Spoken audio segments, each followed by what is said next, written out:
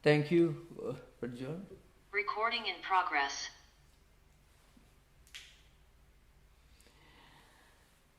Namaskar, everyone. Thank you. Om Sthapakaya cha dharmasya sarvadharmaswarupine avataravarishthaya Ramakrishnaya te namaha Srutismritipurananam alayam karunalayam namami bhagavat padam shankaram lokashankaram. So welcome everyone. So you may remember I discussed. It's all clear? All of you clear? Okay, just one thing. So clear now.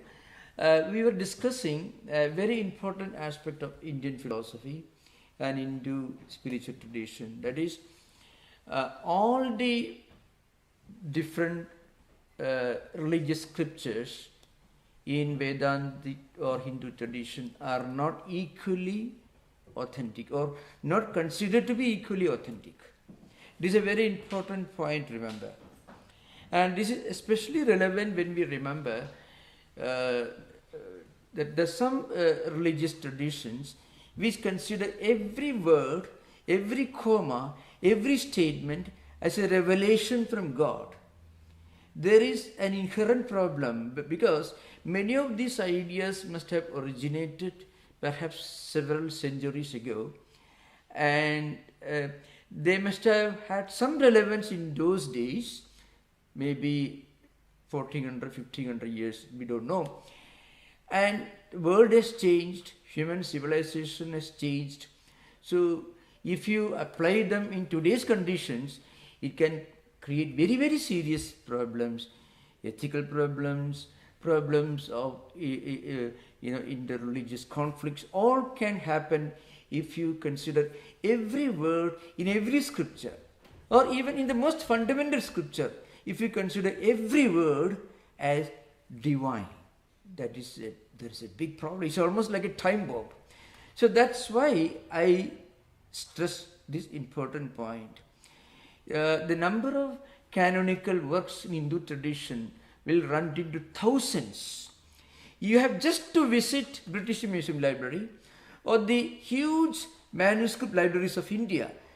Not tens of thousands, hundreds of thousands books. And there are any number of manuscripts which have not yet seen the light of the day, not yet published. They are still in manuscript form. If you consider every word of all these books as relevant for all time, for the whole humanity, it is a terrible problem. So, Vedanta will tell you that, according to Vedantic tradition, there are certain statements in the Vedic literature which are universal, which are humanistic in a very broad sense, which are relevant for all times because they are concerned with questions of human life and the fundamental problems of human existence, not of one nationality, race or religious group. So I can give you here a definition of Vedas by Shankaracharya. This is considered to be the most fundamental and important definition of what Vedas are all about. Because if you go to temples all over India, or even now in Bay Area, everywhere you find, they are chanting all these books. Many of these books, many of these mantras they are chanting are all prayers. Prayers for job, for money, for wealth, for children, bank balance, all those things, health and so on. Are they relevant for all times? Are they relevant for the whole humanity? Are they concerned with the fundamental questions of the meaning of human existence? Not necessarily. So Shankaracharya definition is Atra Rigadi Vedaha Tat Pradipatyartham Vicharam Kurvanti Idi Vedakhyam Avapniyuhu Athava Sadbhavam Sadhayandi Idi Vedaha Athava Brahmadinam Paramatmanam Lebante Idi Vedaha. And this is a definition of Vedas by Shankaracharya in the Sanasujadiya Bhashya. Bhashya means a commentary. A commentary that he wrote on the well-known book. It's not part of the Upanishads, but as important as the Upanishads, Sanasujadiya. But it means, it says, Vedas. I mean the essence of Vedas. What is the essence of Vedas? Vedas discuss the reality of Brahman. Vedas try to establish the fact that there is one divine spark in all of us, in everyone, and that is an omnipresent, immanent, transcendental reality. And they talk about certain spiritual disciplines which anyone can and should practice. For example, a sense of renunciation of lower things and sense of, let's say, adherence to higher values, and then self-restraint, self-control, in a serenity, contentment, peace, and a strong urge for higher spiritual values, plus yamas and niyamas, which are already described in the Yoga Sutras. They are also included. I mean, non-violence, contentment, non-possessiveness, purity of life, and then connecting with higher ideas. These are meant for everyone, even for non-believers. So there is a higher definition of spirituality that goes beyond religion. This is from Shankaracharya. So if you want to know what Vedas mean, somebody who is making money by performing rituals will tell you Vedas means performing these rituals. A person who is that rituals are very, very important. Very, very important for spiritual life. Just as primary schools are very important. Kindergartens are very important. City college also very important. If you say education should mean only Harvard and Oxford or Stanford, there will be nothing possible in this world. You need plenty of schools and colleges and primary schools and kindergartens. We need also places where small children should go and play during the weekend. That is also part of education. But that is not the end of education. So Shankaracharya says, in the ultimate sense, Vedas constitute a method, an ideal that takes you beyond the empirical changing phenomenal things that will help you to discover your own true spiritual identity. Now, how do we do that? So, there are 4 great statements in the Vedas. If you ask me the question, can you give this essence of Vedas? 4 mahavakyas. So Vedas are nothing but 4 mahavakyas. Each of these mahavakya means great statement. Let us say fundamental statements. Certain fundamental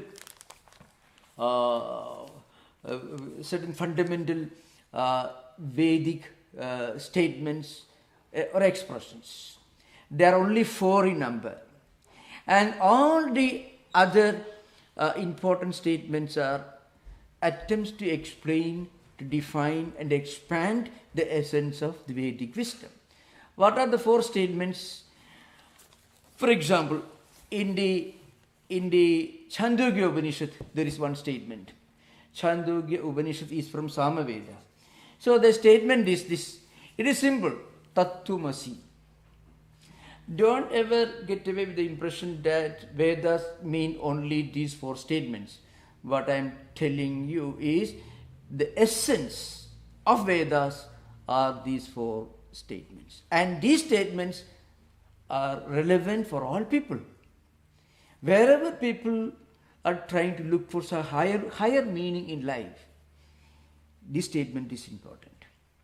It means the truth that you are seeking, the God, the divine that you are seeking everywhere else, is actually within yourself, within your heart. That is the meaning of this statement. It's called Tattwamasi. Tat means that absolute reality, the transcendental reality that you are looking for, that you are trying to discover, that you are trying to understand, to get a higher meaning of your own life. That is there everywhere. in a temple, in a church, in a synagogue, everywhere it is there. But all temples, all churches, all books, all rituals are important, but the ultimate purpose where these rituals and books and statements find a fulfillment is in the discovery that I should manifest the divine presence within me. Then I became a spiritual person. And that divinity, that realization of the inherent divinity of our true identity should express itself in our words, speaking good words, in our acts, in our behavior, in our total personality. Now this is very universal. You don't have to be a Hindu or a Buddhist or Christian or anyone else to understand this. Anyone can do that. Even an agnostic will realize this fact. So, Tattwamasi. And to emphasize the point, Tattwamasi is the first mahavakya, because it is an instruction. A young boy, his name is Swetaketu, he was sent to school by his father, Uddalaka, who is also his teacher. So the son is also actually a disciple of the father, but the father sent him for education elsewhere. After 12 years of education, the boy returns, and the boy is found to be haughty and proud. And then father asked him the question, did you learn that by knowing which everything becomes known? A simple question. Boy didn't understand. He said his teachers did not teach him. I mean, as a metaphor, symbolically what it means, did you actually learn the essence of education, the real essence of education? Education in the higher sense should be spirituality. That is what education finds its fulfillment. Now, after this discussion, please remember those who are interested, please remember the book Chandogya Upanishad. It is an Upanishad belonging to Samaveda tradition. In its 6th chapter, which has 16 sections,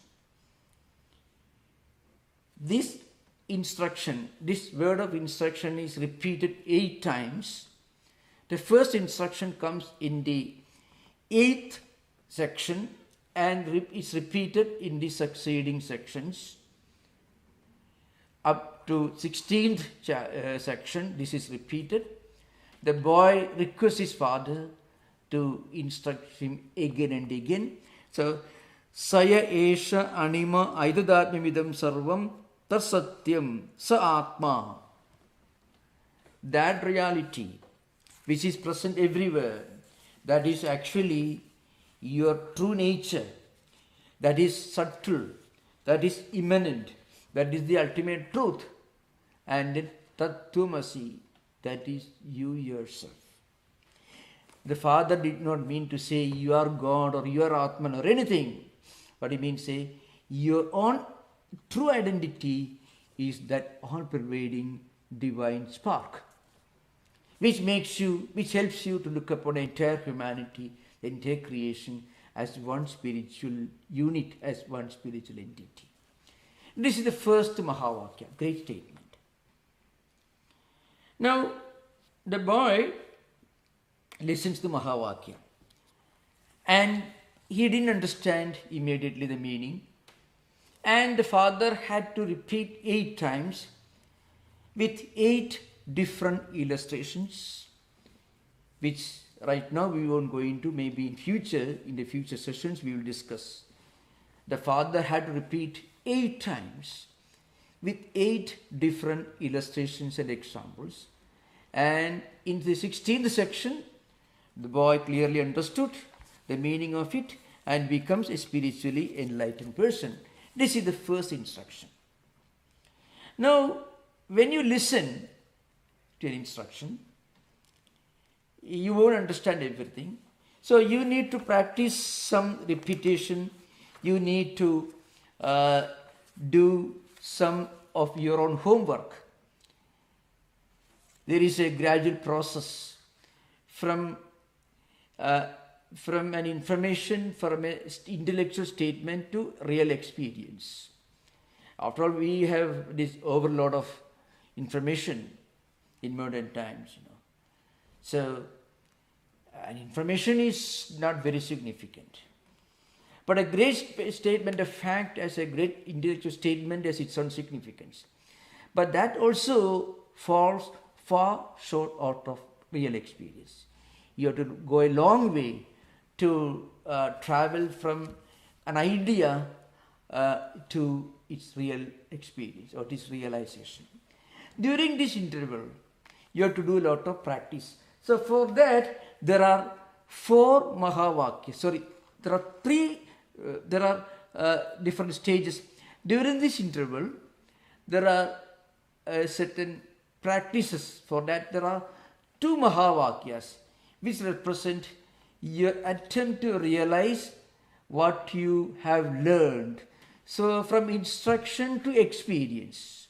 Remember, in Vedantic tradition, first you listen, sudhi, means you listen to an instruction, then you use your own intelligence and rational power, and then you reach the experience level. Shankaracharya himself says, Srutya, Yuktya, Svanubhutya. One should listen, one should learn, then one should use one's own intelligence, rational thinking, and finally he should experience it. Then only you actually become spiritual. So during this interval, there is an evolution taking place. Two mahavakyas represent our attempt to translate an instruction into an experience. One is Ayam Atma Brahma. It comes in the Atharva Veda Upanishad, Mandukya Upanishad. Please remember, Tattwamasi is from Samaveda. It represents Samaveda. So it's the essence of Samaveda, Chandogya Upanishad. The next Mahavakya, which corresponds to our efforts, our attempts to bridge the gap between instruction and experience. We should transform what we learn into our true experience. So during that time, you have to meditate, Ayam Atma Brahma, that supreme truth within me, that divine truth, the divine spark within me, that's my true identity, that is the universal, omnipresent reality. One should read, one should do meditation, and during that time you should perform rituals, you should perform meditations, you should also do a lot of philanthropical work, so karma yoga, bhakti yoga, all efforts that help us to evolve in spiritual life. This Mahavakya, it comes from the Atharva Veda Upanishad. Atharva Veda Upanishad is Mandukya and Mundaka. These are from Atharva Veda. So Atharva Veda is represented by Mahavakya, Ayam Atma Brahma. It comes in the Mandukya Upanishad. This immanent divine spark within me, it is the all-pervading reality. Then there is another Mahavakya, which also represents our evolution. It is called Prajnanam Brahma. It comes in the Rig Veda. It is in the Aitareya Upanishad, which is from Rig Veda. It says Prajnanam Brahma. Prajnanetru loka prajna pradishtha Prajnanam Brahma. That supreme reality, that higher intelligence, higher refined intelligence that helps me to experience the supreme truth, which is omnipresent, that helps me to connect with the divine which is present everywhere. That higher refined spiritual wisdom, that is itself is Brahman. Now at the end you reach experience. So remember, there are these stages. Shruti, you hear from a teacher, you learn from a book, then you practice your own meditation, your own slow, gradual evolution. We are going to discuss that elaborately within a few minutes. That stage, the interval between instruction and experience, from instruction to experience, there are two stages of contemplation, meditation, creating more and more self-awareness of what you have actually learned verbally. That is Ayam Atma Brahma and Prajnanam Brahma, these two mahavakyas. Ayam Atma Brahma and Prajnanam Brahma. They represent this interval period. It is Lakshana Vakya and Siddhartha Vakya that we will discuss later. We will elaborately discuss this. At the end of it, you reach experience. That experience is expressed in the great statement, it is simple, Aham Brahmasmi. That shows, that represents our experience. So, in a way, it is true. You know, what we learned at the beginning, we may hear from a teacher, we may read in a book, we may listen to some talks, and we are immediately struck by the greatness, the grandeur of that great idea. And then gradually we evolve, and finally it becomes our own experience. Those who have got any doubt about this, you can just read. I repeated this again and again in my sessions, the well-known, very little autobiographical work, The Way of a Pilgrim. It is a well-known book. I would say in my acquaintance with the Christian mystical literature, this evolution from an instruction towards experience, that is very graphically portrayed in this book, in the Way of a Pilgrim, where a pilgrim happens to learn about Jesus' prayer from St. Paul's first epistle, from a sermon in a Russian Orthodox Church. It's an autobiographical work from Russian mystical tradition, 19th century, the middle of 19th century, during the Tsarist times, middle of 19th century. So this humble peasant, he learns this, and then he decides to make it a real fact in his life. Then he goes on moving all over the huge landmass of Russia. His plan was to go to Jerusalem, which he of course didn't go eventually. He happened to meet a monk, a Russian Orthodox monk, from whom he learned the Jesus prayer experience, how to remain always in a state of prayerfulness. So you can see from an instruction to an experience. And this is something you have to remember. Now this is something very universal. It is not actually in one religion alone you find. We learn a great idea, and finally when we reach the experience level, there's a long distance that we must have traveled. So it is called Aham Brahmasmi. So Brahmavaidam agrasi tadatmanameva aved. Aham Brahmasmi, it comes in the Brihadaranyaka Upanishad. Aham Brahmasmi is a Mahavakya in the Shukla Yajurveda. Yajurveda got two parts, Shukla Yajurveda and Krishna Yajurveda. Shukla Yajurveda belongs to the Yajnavalkya tradition. This comes in the Brihadaranyaka Upanishad. The first chapter itself it comes. Aham Brahmasmi. So you learn the instruction, the truth that you're looking for everywhere is within you. And then you evolve.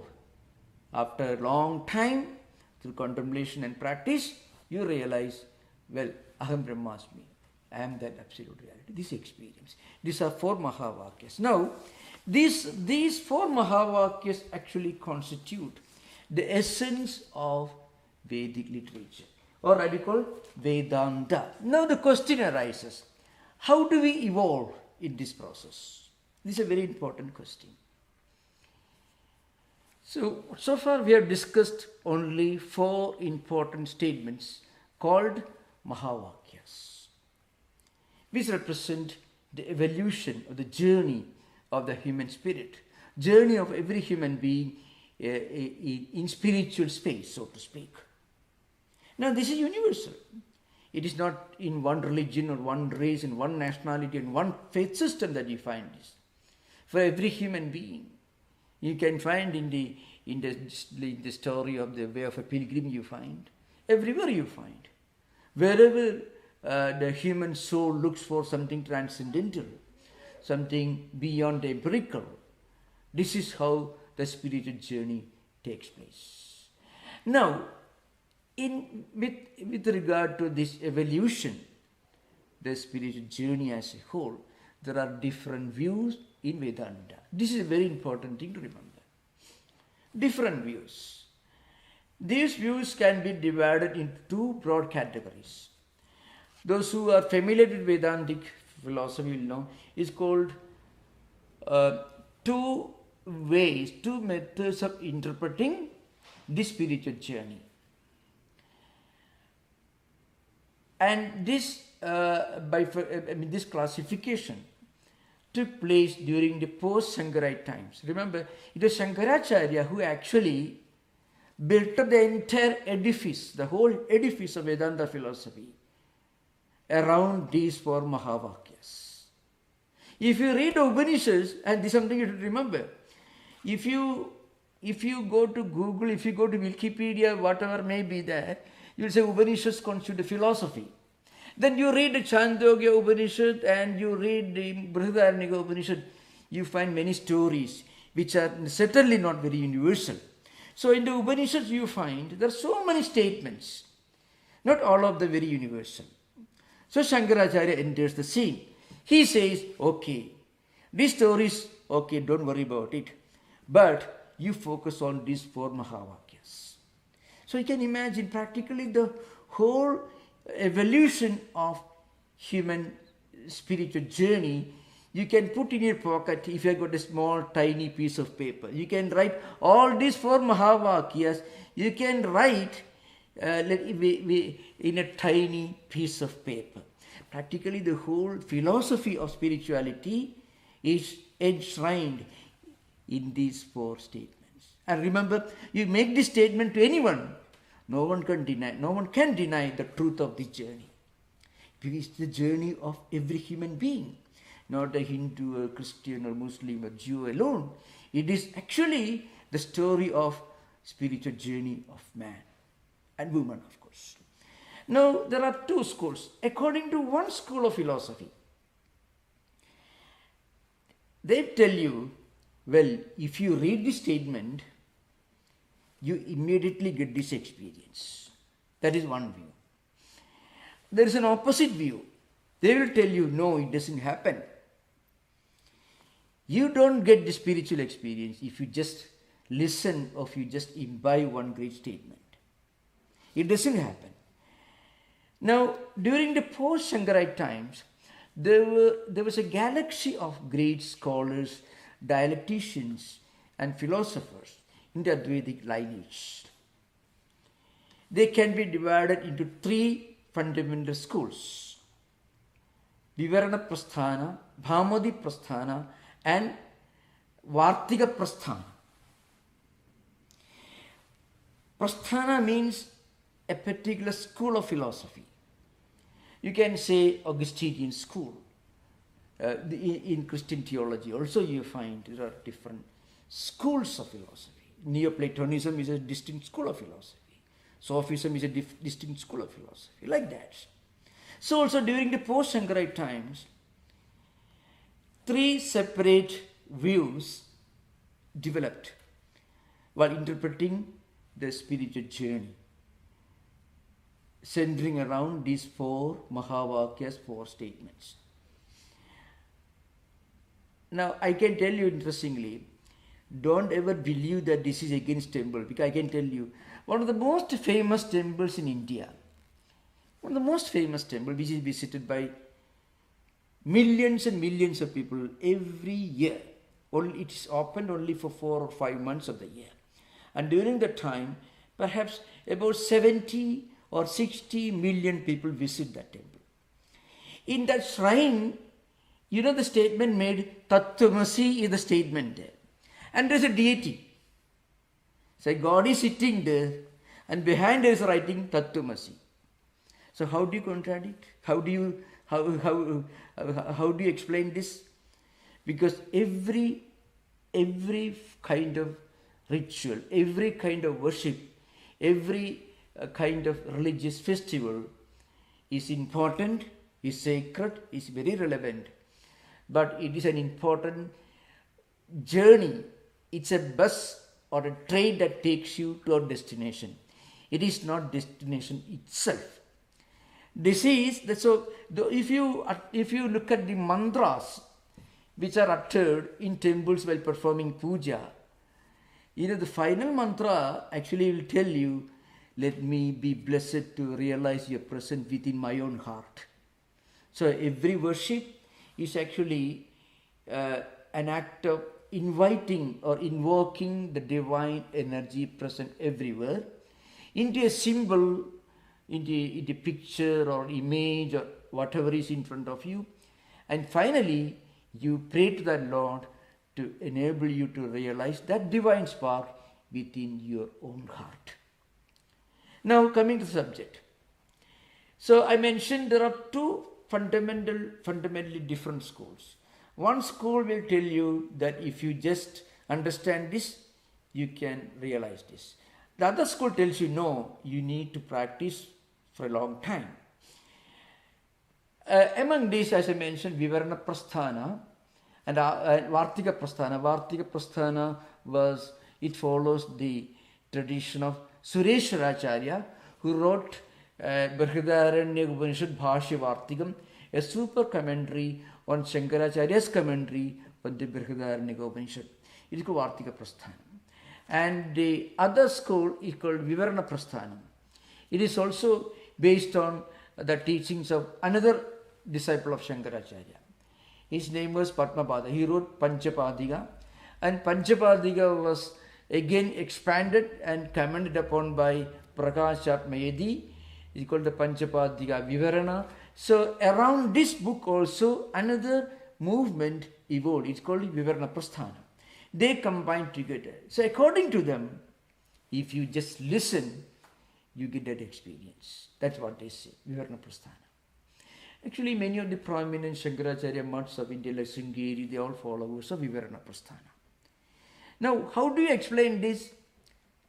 Suppose they tell you that if you just have what you call Sravanavrti, means if you just listen from a teacher, immediately it becomes a matter of your experience. But all these views have their justifications in Shankaracharya's commentaries. Let's be on Shankaracharya's views.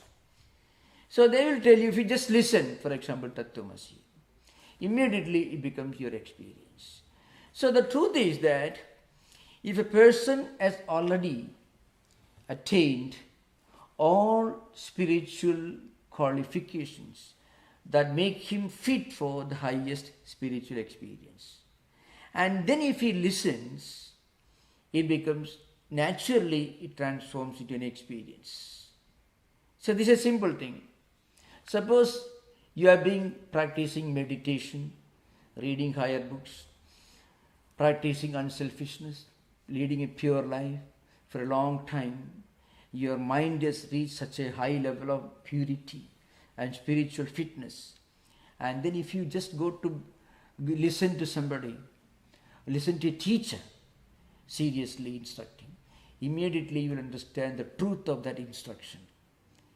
Because the land is fertile, so and it is properly irrigated. You have removed all the weeds and grass from the soil, and accidentally if somebody sows some seed, it sprouts, it becomes a plant, it becomes a tree. So that's an important thing. Actually, this example you can find in Saint Teresa of Avila. Saint Teresa of Avila herself gives this parable. Okay, you can find the sower of the seed in the New Testament also. You find. So in Vedanta, it is called Adhikarivada, means the concept of fitness. So a person who is already endowed with sadhana chatushtaya sampatti, that is nitya nitya vastu vivega ihamutra bhala bhoga viraga shamadhi shaka sampatti mumukshutvam, a sense of discerning wisdom between what is real and what is unreal, and a sense of renunciation of what is unreal, upholding to what is real, and then a sense of self-restraint and self-control, and a strong urge for spiritual enlightenment. If a person has got all these qualities, then he goes and reads a book. It will create deep impression on him. Actually, we are able to practice an idea only when we are actually ready for it. It's just a matter of our own readiness and fitness. So according to Vivarana Prasthana, if you are ready, if you are fully qualified, then a single instruction will be enough. It's something like this. Suppose you are driving a car every day from San Francisco to Sacramento. Every day you drive. You are very familiar with the route. You know every inch of the route you are driving. And somebody asks you a question about a shop or a place along the route, you will immediately able to recollect. If somebody explains to you about something, a building or a shop or something on the way, along the route, if somebody tells you, you don't have to struggle hard to locate in your mind the exact place that's being mentioned. Like that, see, look at Sri Ramakrishna. Sri Ramakrishna did not require a lot of preparations, lot of practices. His guru Totapuri just instructed him the mahavakya, Tattwamasi. Immediately Sri Ramakrishna immersed into samadhi. Aham Brahmasmi became instantly his experience. Why? Because Sri Ramakrishna was, from his birth itself, he was doing nothing but doing spiritual practices, performing spiritual disciplines, reading, listening to scriptures, doing puja, doing meditation. He was breathing spirituality. He was thinking spirituality. He was living in spirituality. So such a person, his whole mind was absorbed in spirituality. So when Sri Ramakrishna was given instruction by Totapuri, instantly it became a matter of experience. So Tattwamasi immediately were transformed into Aham Brahmasmi experience. Because just like I mentioned to you, if you're driving every day up and down from San Francisco to Sacramento, then somebody has to teach you about a place along the route. You don't need much instruction. Immediately you'll understand. So it means, that's called Vivarana Prasthana. This is very important because this is more of an academic program. So I would like to mention these technical terms, but I shall try to explain in detail. And if there are some Sanskrit words which I mention, which I quote, which you are not able to completely understand during the lecture, you are most welcome, and I shall be much obliged if you can raise, and I shall be happy to explain during the interaction session. The other school is called Bhamadi Prasthana. So Bhamadi Prasthana, Bhamadi is a name of a work, a commentary on Shankaracharya's commentary on Brahma Sutras. It's called Bhamati. It's a great, actually, it may be of interest for us to remember the sublime lineage of Advaita Vedanta. The author is called Vajaspati. Vajaspati Misra was the name of was the author who wrote Bhamati. So he was a married man. Now, he was completely devoted to Advaita philosophy, teaching, writing and instructing. That was a typical scholar of those times. He married, it so happened that he married.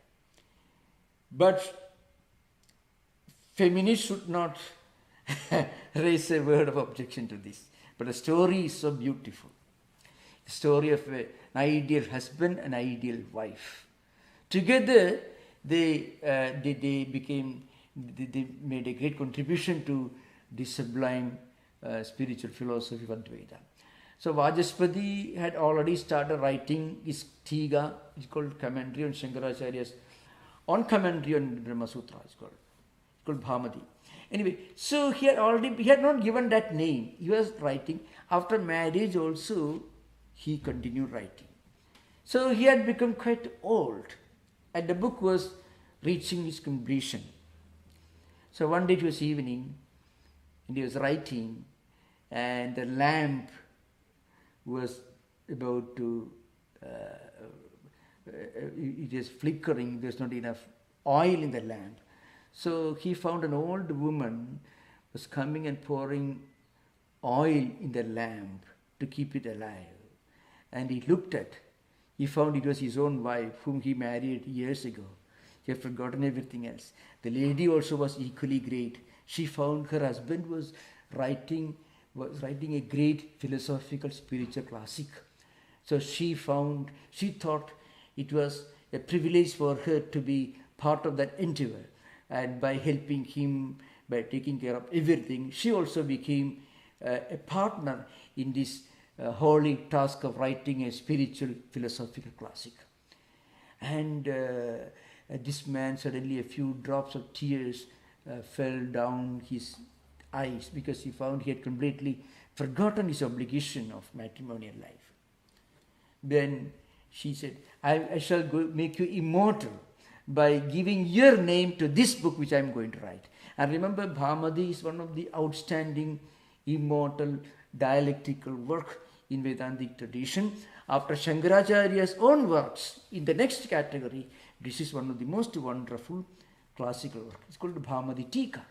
So Bhamadi was the name of the wife whose name was immortalized by her husband, who recognized her true greatness, because without her cooperation, he would not have been able to complete such a gigantic spiritual intellectual process. This is Bhamadi Tika. Now, so the school of Bhamadi, again, it was followed, it was commented upon by another great scholar. His name was Amalananda, and he wrote a commentary, Kalpataru.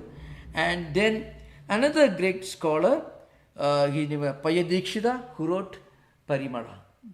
So Bhamadi, Kalpataru, Parimala. These three together, these works constitute a huge, wonderful edifice of dialectical, philosophical, classical literature in Advaita tradition. According to Bhamadi school, that's we are going to discuss now. According to their views, you do not realize if you just listen.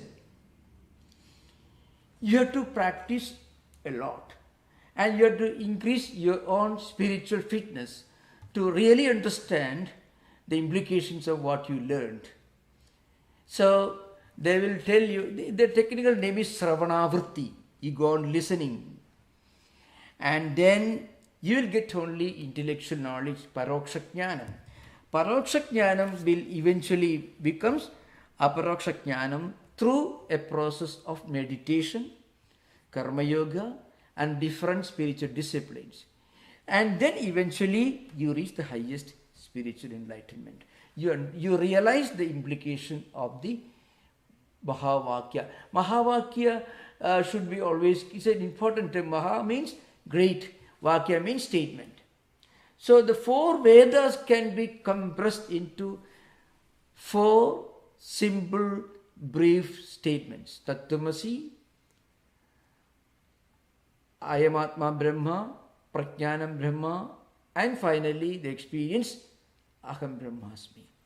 So according to Vajaspati and his school of philosophers, they will tell you that by just listening alone, you do not get experience. You need to go through a process of spiritual disciplines. It's called prasankhya. Prasankhya means dhyana abhyasa, practicing meditation. Suppose you are wonderfully impressed by a great teacher, and you want to experience it. You are very sincere, and you go on contemplating on the meaning of the statement. Slowly, if your mind is completely absorbed, in the contemplation on the meaning of the statement, then that will also influence your whole life. Your thoughts, words and deeds all will be influenced, will be colored by the great thought that's going on in your mind. You're concentrating on this great statement. If you chant some devotional hymns, for example, in any tradition, suppose mentally you are chanting a devotional hymn. The Christians will psalms, or Hindus, there are wonderful devotional poems in Hindu tradition. Many of our temples we chant these beautiful, wonderful slokas and stotras and kirtanas, bhajans. If you mentally contemplate on the meaning of these, even if you do not fully understand the meaning, still if you do that, slowly you find the meaning will slowly start entering into your mental system. And that will, so if people chant these great mantras and slokas and these devotional hymns, that influences their life. That brings them peace of mind, serenity, because when you go on listening to beautiful, wonderful mantras and devotional poetry which contain great ideas, they cannot fail to bring your mind into a state of serenity, peace and a kind of inner contentment. That's why we enjoy listening to great music. We enjoy chanting, reciting chandi or other stotras, we repeat these different mantras because they get a lot of peace of mind. Why? Because those sound symbols, mantras are influencing your thoughts, your mind, your emotions, feelings, and they sublimate, they refine, they purify our emotions and feelings and thought currents.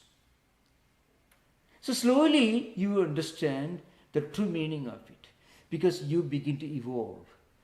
The dhyana abhyasa means prasankhya. In the broad sense, what it means, contemplating on the meaning of it. And that will naturally help us to practice karma yoga, to practice unselfishness, to practice contentment and purity of life. So this is one view. Both views are actually correct. Why? If you are really fit, you will immediately get the experience. I give the example of Sri Ramakrishna. Sri Ramakrishna just listened once to the Mahavakya from his Guru Totapuri. Instantly, it became an experience. On the other hand, those who don't belong to that category, normal spiritual aspirants who are doing a lot of work, they may be doing the office work, they are engaged in so many other activities. They may not be able to spend a whole lifetime and energy for the spiritual disciplines.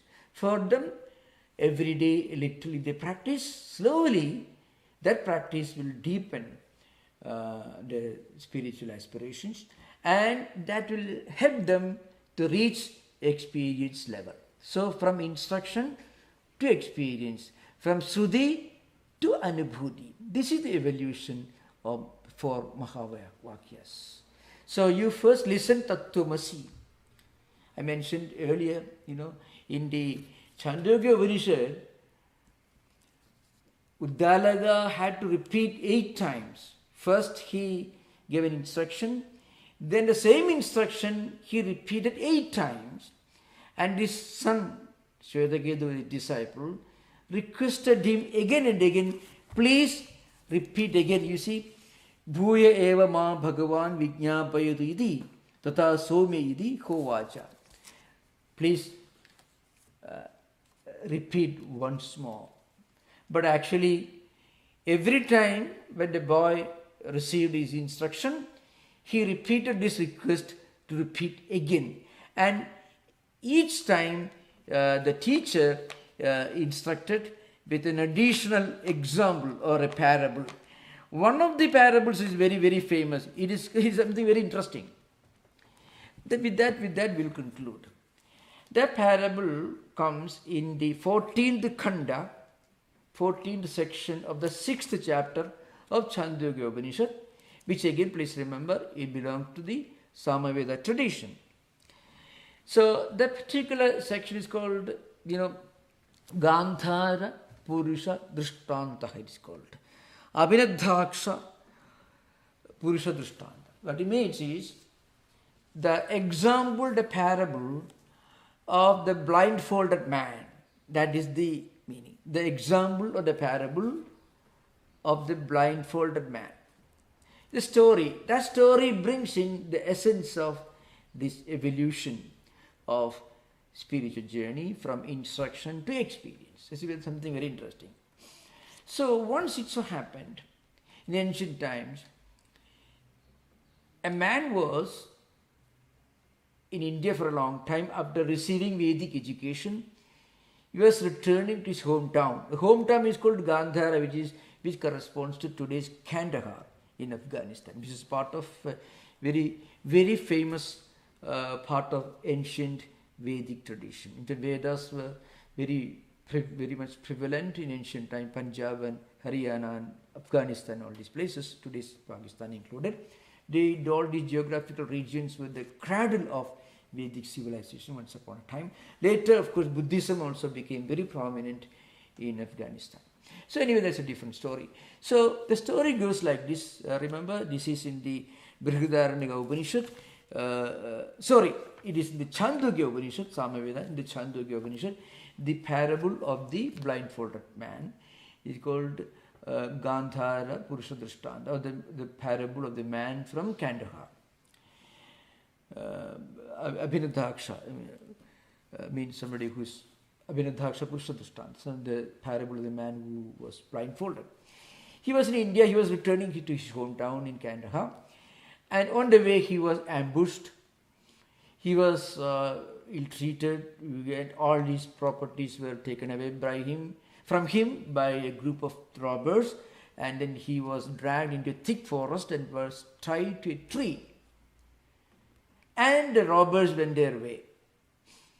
Now, after some time, this man began to shout and cry, I was ambushed, I was ill-treated, my property was stolen by robbers and tied to a tree in this thick forest. He began to shout.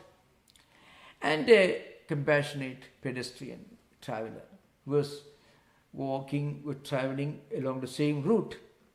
He heard this noise, cries coming from the thick forest. He entered the thick forest, he untied the ropes and brought this man to the main road, then told him, you take this road and you can go back to your hometown. So this compassionate traveler who was familiar with the route entered the thick forest and untied his ropes and removed his blindfold and brought him to the main road and instructed him how to get back to his hometown. This is a story.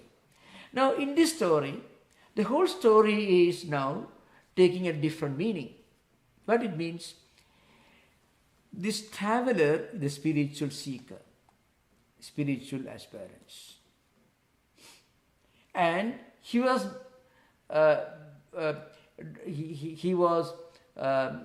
robbed by his own desires, his own worldly desires, worldly instincts. Then he was left in the thick forest, blindfolded. He had become ignorant of his true identity. He did not know how to get back to his hometown. So what should he do? If he keeps quiet, no one will come to his rescue. He'll be in trouble. So you have to make a lot of noise. So every spiritual seeker should make a lot of noise. How do we make noises? Go to the library, read Upanishads, read some spiritual books. At least read, I would say, Emerson, Thoreau or Whitman. That's something good beginning. Because that will help you to think of something beyond the empirical world of, everyday life problems. So somehow we should develop a higher perspective of life. So we should make some noise. Making noise means, it is called a kind of healthy restlessness, spiritually healthy. Go to the one book, read some great books and discuss with somebody. That's the beginning of spiritual journey for many spiritual seekers actually. And then finally you may meet somebody who can give you some clear instructions. But when you receive instructions, you should have your own intelligence, your own ability, your reasoning power. So Shankaracharya has written a very wonderful, beautiful commentary. It's a graphic story of our spiritual journey. He says, we are blindfolded, so we should make a lot of noise. Then somebody will come and take away the blindfold, will lead us away from the thick forest, and bring us to the main road. Then, Edandasam Gacha, go this way, you can get back to your hometown. Then as we walk in that direction, we may be tempted to look in this direction or that direction. We may be tempted by worldly enjoyments or amusements. There may be a beautiful garden, maybe some wonderful sweet mango somewhere. So I would rather go and eat some mangoes instead of continuing my journey. You should not do that. So we should have steadiness. So Pandido Medhavi, like that, Shankaracharya writes in his commentary, he should have the ability to remember what instruction he has received, and then he should have the power to remember, to retain in his mind Medhavi, and he should have a sense of proportions, sense of discerning wisdom. Then only he will reach his spiritual journey. So you can imagine a single phrase, Tat Tum Asi, 3 words. The entire chapter, 6th chapter, is built around this statement. In the story you find the beginning of the first section, Khanda, Uddalaka comes home and he had already left his child somewhere for education. The child returns. Uddalaka asks him some questions. The child, suppose somebody who had, let's say, a boy has returned home with some high grade, and the father asks him some questions. The child doesn't show much modesty or politeness. So the father asks him, did you do enough? Did you learn this thing, that thing? That a good, compassionate father will ask him. The child suddenly finds that he has a lot of things yet to learn. That's how the story begins. All these stories are maybe of contemporary relevance, very relevant for those times. But Tattwamasi statement is relevant for our times, because if you reach the experience level of that statement, that when you reach Aham Brahmasmi, then you can look upon the entire humanity as one spiritual family. You don't quarrel with anyone, you don't fight with anyone. You look upon the entire humanity, entire creation as one spiritual family. Now, this message comes from the Vedanta.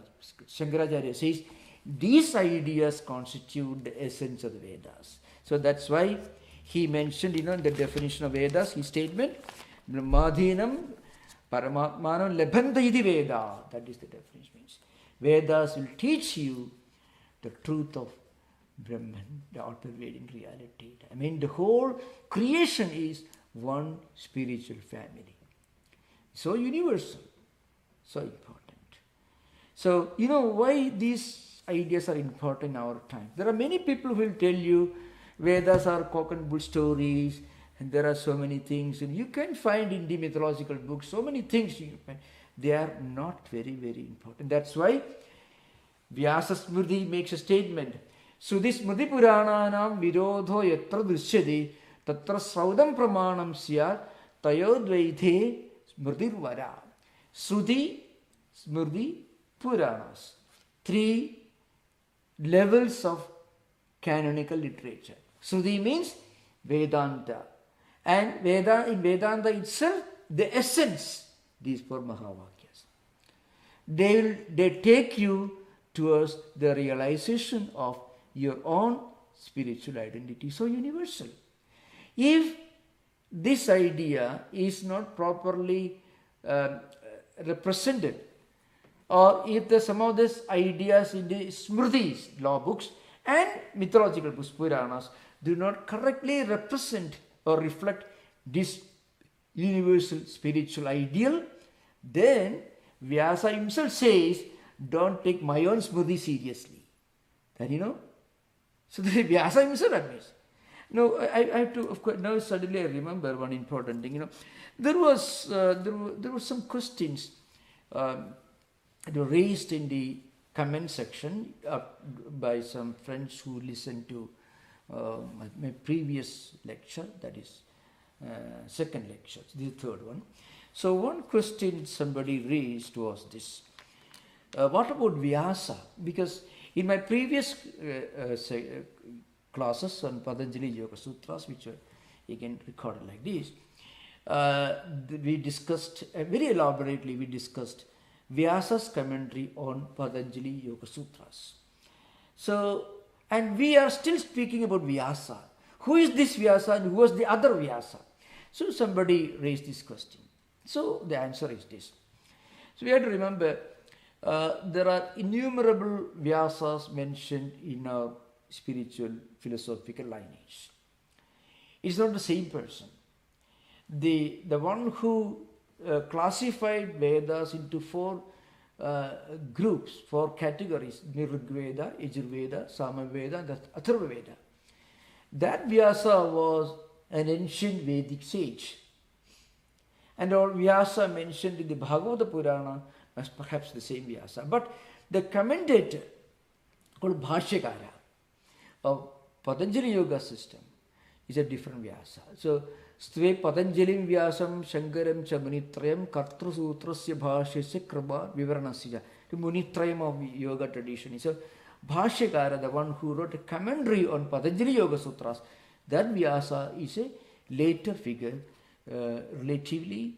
He lived closer to, maybe perhaps around 900 BC or so, but the Vyasa who classified Vedas was a much more ancient teacher. This is an important point to remember. Another question that was raised in the comment section was something like this, about hierarchy. So I mentioned there is no hierarchy. So then we have the Ramanuja tradition, Shankaracharya tradition, Madhva tradition, Vallabhacharya, Nibbarka, Chaitanya Mahaprabhu, and so many lineages. So remember, when I mentioned that there is no hierarchy in Hindu tradition or Indian philosophical tradition, what I meant was there is not a single church who decides this alone is right, that alone that is wrong. That kind of personal hierarchy doesn't exist. Hierarchies are the different lineages are there, but no one can tell you that you are wrong because you are not worshipping God in this specific fashion. Absolutely, no one can tell you.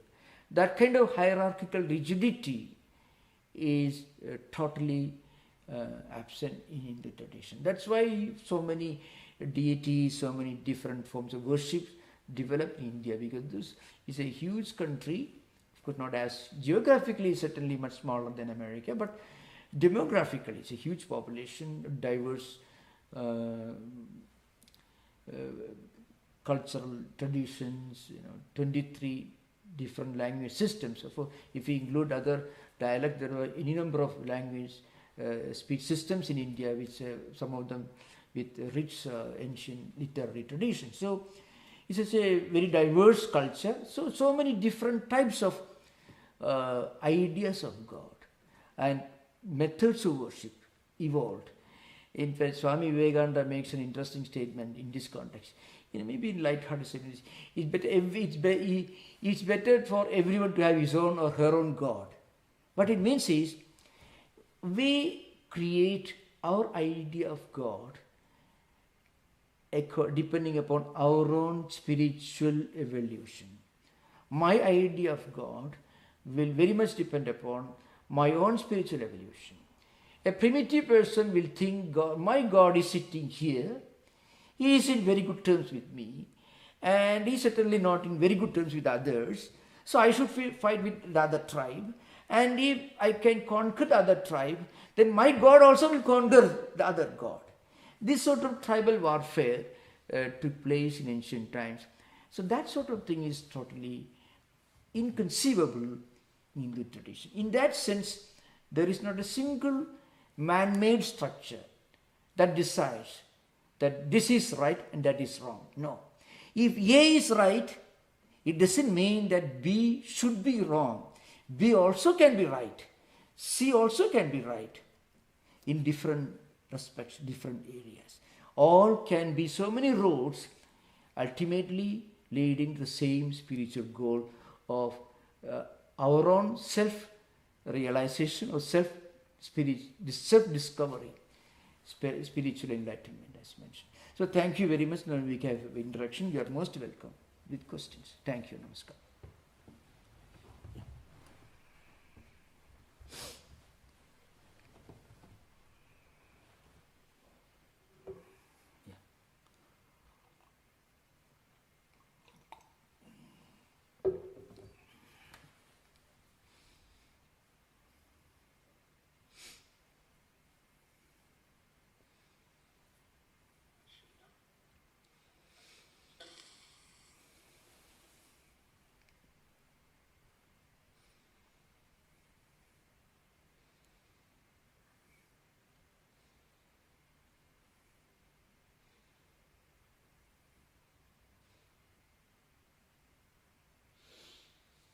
I have several questions, Swamiji. So in the scriptures, you said there is Shruti, Smriti, Purana. What about Itihasa? Where does that belong?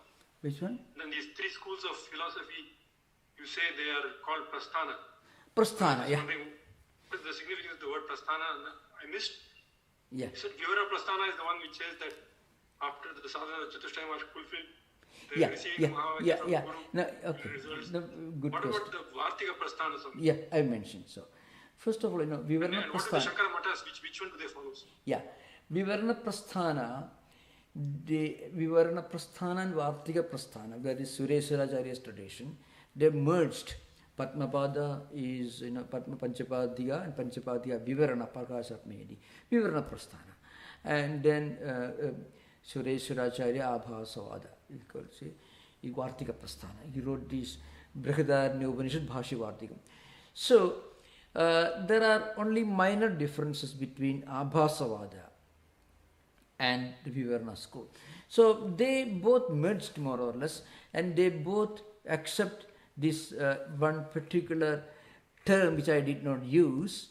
Anyway, you raised it. It is called Shabda Aparokshvada, which means if you are spiritually fit, because sadhana sadhushta sampatti, if you have already got all the essential spiritual qualifications, then even if you listen, it's called Sravanavarti. I mean, if you just listen, do Sravana, proper Sravana to mahavakyas, immediately it will lead to aparokshanubhuti. Aparokshanubhuti means the immediate transcendental experience. So, aparoksha jnana, that is the ultimate goal, jiva brahmaikyam. So, that happens if you just listen. I gave the example of Sri Ramakrishna. And I also gave the example of somebody driving up and down every day from Sacramento to San Francisco and back and forth. Now the point is, if a person is already immersed in spiritual disciplines, his mind is so much evolved, if he just listens, immediately it strikes him as a fact of experience. That's what happens. Again, you have to give the example of driving. If you are driving every day for years, then no one needs to tell you, no one needs to instruct you for a very long time. You don't have to look at the Google when somebody tells you on the way along this road there is such a place where you stop maybe for having a cup of coffee or tea or something like that. You immediately will remember that restaurant, whatever it is. So, because you are so familiar. Like that, Sri Ramakrishna was the whole lifetime, he was practicing meditation, puja, contemplation. He was immersed in spiritual disciplines.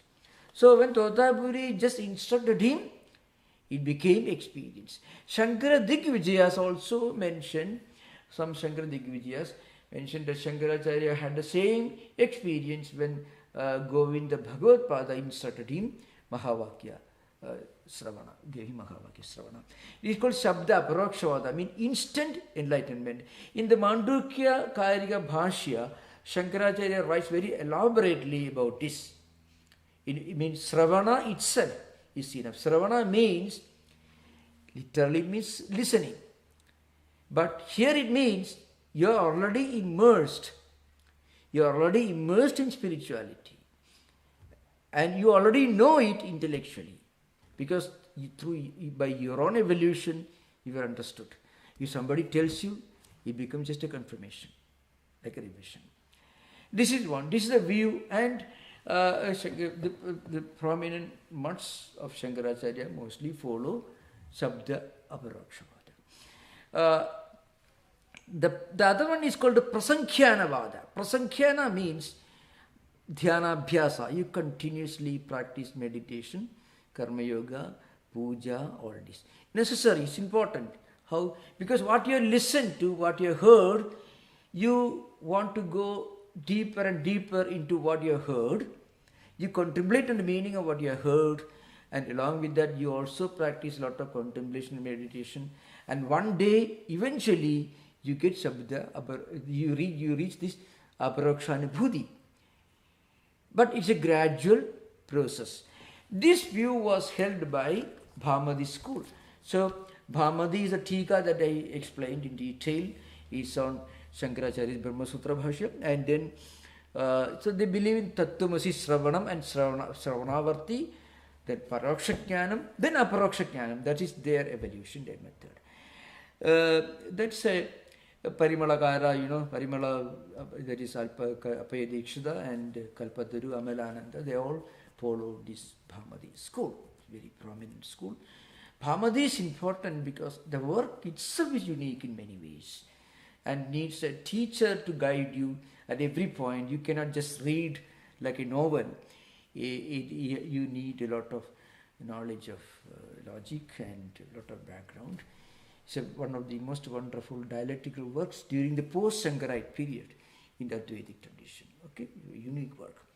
So the Bhamadi school is, in a way, in reality, there is no difference. Bhamadi school tells you that if you don't have sadhana sadhusthaya sampatti, if you have not attained all the necessary qualifications, then after listening, after savana, you go on contemplating, meditating, and performing karma yoga and rituals. Slowly you increase your fitness. You increase your fitness. When you reach the higher level of fitness, immediately becomes Aparokshanubhuti. Yeah, actually, you get more and more established in sadhana sadhusthaya sampatti through this prasankhyanā. But in the Shabda Aparoksha concept, Shabda Aparoksha was the Vivarana concept, they are talking about those who are fully qualified. Yeah, so practically the same. It is the same. There is no real difference. But philosophers want some difference. The glory of India's philosophical heritage was people were actually fighting over this. Oh, you believe this? In fact, see, it's just the grandeur, the sublime, the sublimity of a culture where you discuss all these transcendental matters. You should meditate or you should not meditate. You can imagine how profound, how sublime, how beautiful such a intellectual culture should be. That's the greatness of it. In Western tradition, unfortunately, during the post-Augustinian period, people mostly lost the habit of fighting intellectually for a good cause. You can imagine in Neoplatonism during the post-Socrates period, they produced great thinkers, Porphyry, Philo, Plato and others. The beauty and the charm, the sublimity of intellectual fights, having a big discussion. In Vedic tradition, it's called a Parishad, assembly of great Pandits, coming together in a court and discussing philosophy and logic. If you do that more and more in today's world, in this overload of information and the short attention span, if you can think of these great books and fight over No, this is the idea that itself can take us to different higher spiritual culture, because philosophy takes you closer to spirituality. It is not it's an alternative to spirituality. Remember, philosophy itself philosophy in the proper sense of the term. It's not an alternative to spirituality, but it takes you away from the mundane empirical level and helps you to think of something less dangerous, less troublesome. That's the point. If a Kantian and utilitarian engage in some kind of intellectual dialogue in modern times, it's wonderful. That's what I'm talking about. Okay, thank you. You can imagine the glorious period of America during the Transcendentalists. You can imagine Emerson's journals, his ideas.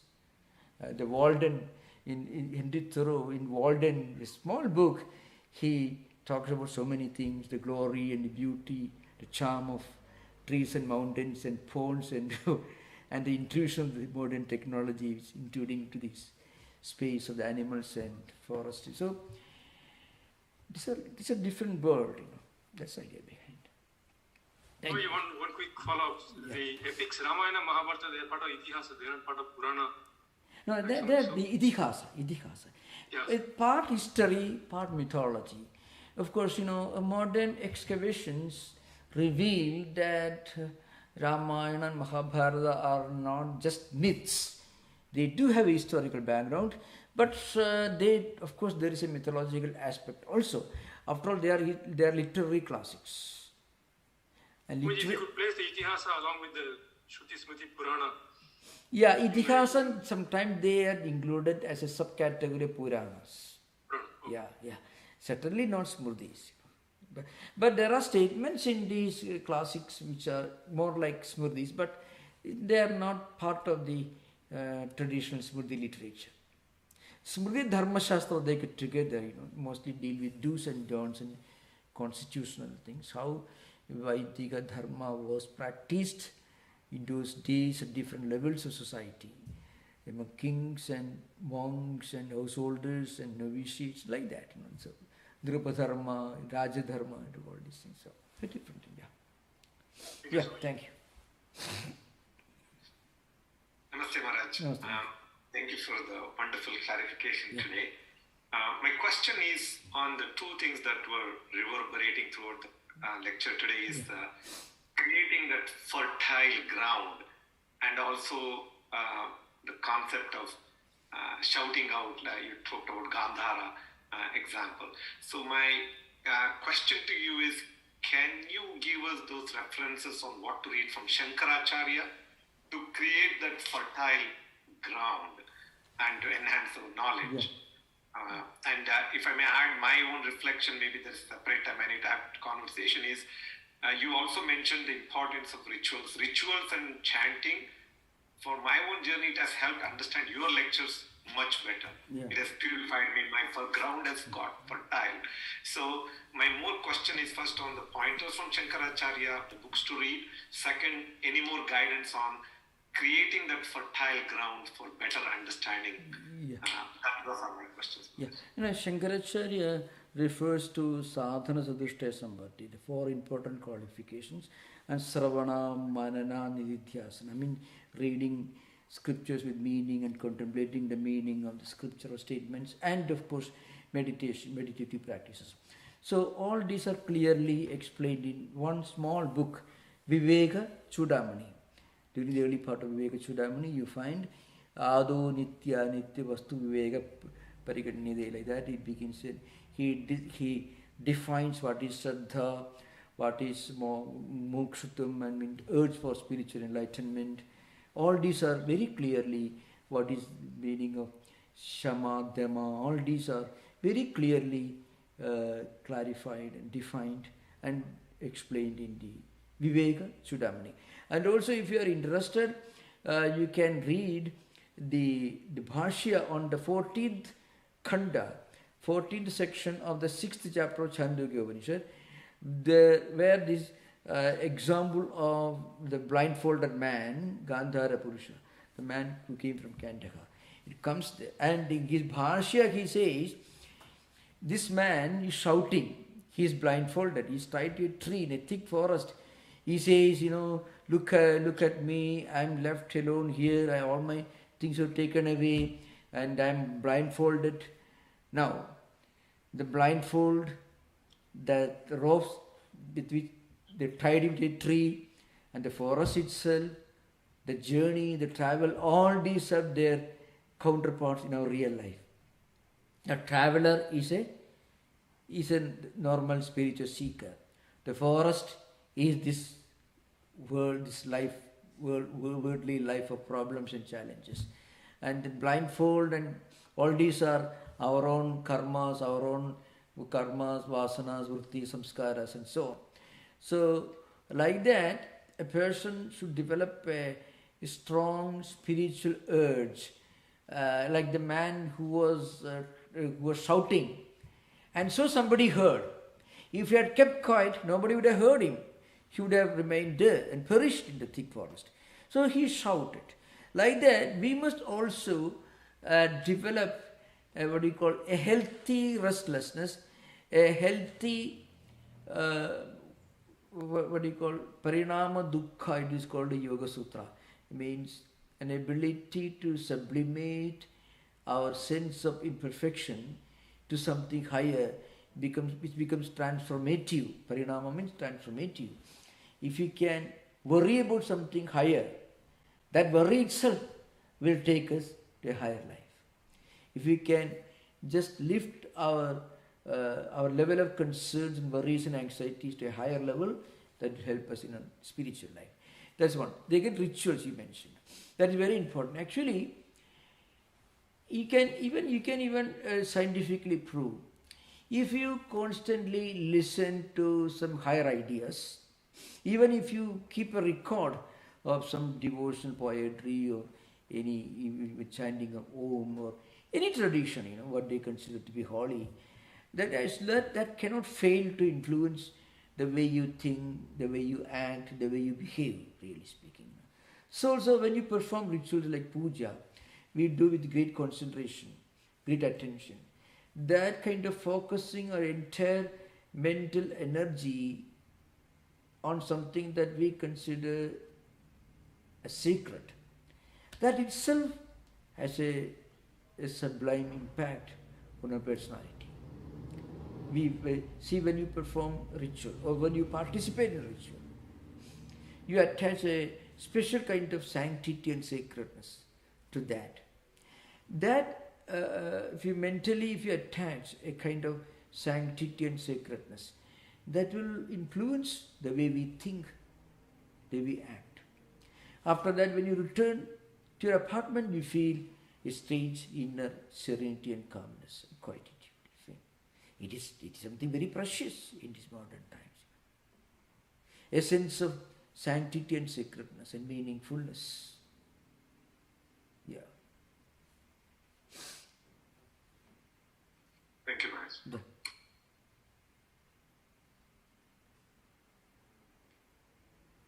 Go ahead, Sriram. You had more questions. Yeah.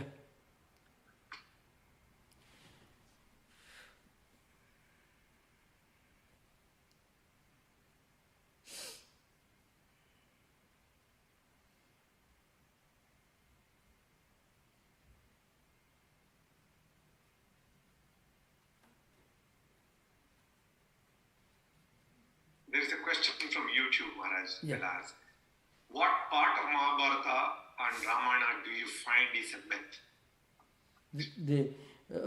The highest and the most sublime part of Mahabharata is Bhagavad Gita itself. There are other parts which are called Gita, like Vyadha Gita, another famous poem which is highly philosophical. Bhagavad Gita is the zenith, the peak of Mahabharata. Mahabharata is part history, part mythology, and part ethics. It has everything in it. Ramayana also contains many great teachings, Rama's instructions to Lakshmana, All these are very important things. Yeah. There are no more questions. Yeah, thank you. Thank you. So thank you so much for this discussion. Om Shanti Shanti Shanti Harihi Om Tat Sat Sri Ramakrishna Arpanamastu. Thank you everyone. Thank you. Recording stopped. Thank you. Thank you. Thank you. Thank you. No, Maharaj.